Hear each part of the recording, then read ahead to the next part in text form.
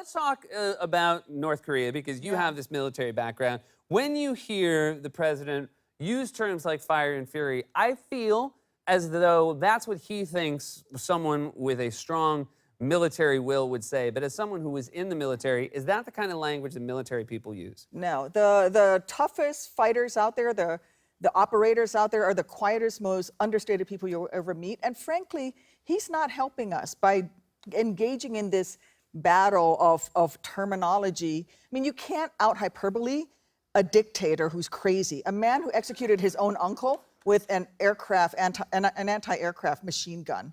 Yeah. So Trump is not going to out crazy Kim Jong-un. Stop it. You're the commander-in-chief of the greatest military in the face of the earth. Act like it. Mm-hmm. And do you think,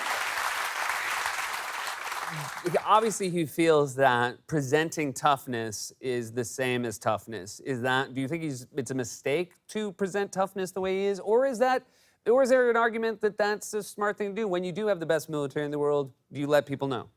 Well, you have to understand that Kim Jong-un is trying to consolidate power. And one of the ways he's doing that is by executing anybody that doesn't please him. The others who tell the North Korean people, you're starving, but it's because the world wants to attack us. So I have to take the money that instead of giving you rice, I'm going to use it to build a nuclear weapon. And when you've got the leader of the free world, the president of the United States, engaging in this, all you're doing is you're just writing the propaganda for Kim Jong-un. All of those tweets that Trump has been putting out in these statements, Kim Jong-un is going to put out through his own propaganda machine. He might as well be working for him. That doesn't help us. I think, though, now Trump thinks, he probably sees, he's like, now my tweets are even in North Korea. This is huge for me.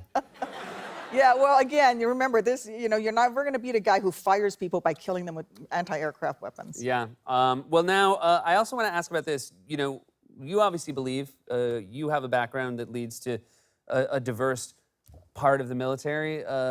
It seems to me that diversity in the military is an important thing. Donald Trump said he was doing a favor to the military by his trans ban, through his trans ban. What do you think of that? What do you think the president said to the people in the military with that choice? He basically said that, one, even if you have served honorably, we don't want you anymore. And that means that if you are trans, then you're going to have two choices. Either quit and take your experience with you, or hide who you are and make yourself susceptible to blackmail. That's what happened under Don't Ask, Don't Tell. Under Don't Ask, Don't Tell, a lot of folks were actually being held hostage by people who knew that they were gay and threatened them and threatened their careers. So that's not helpful. And on the other hand, we have had tens of thousands of trans servicemen and women who've served honorably, who've bled, who've died for this country. And to turn away people who are willing to sacrifice for us is foolish at best. I agree with that. You obviously, you served your country, you sacrificed for your country via the military. But you always make it clear, it strikes me, that there are other ways to serve for young people. You don't necessarily have to do it via the military. Give us some other ideas of how you think people can serve this country. Well, I've introduced legislation along with Seth Moulton and the great John Lewis that would allow people to earn, for example, college money for service. You should be able to pick up a chalk, a hammer, a ladle at a soup kitchen and earn college money just as much as I picked up a rifle and earn college money. We all have a chance to serve. Even if just once a year you go out and volunteer, you're doing something. Less than 1/2% of this nation wears the uniform.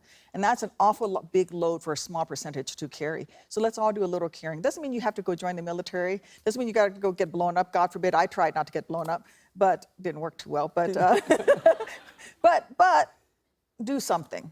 Do something.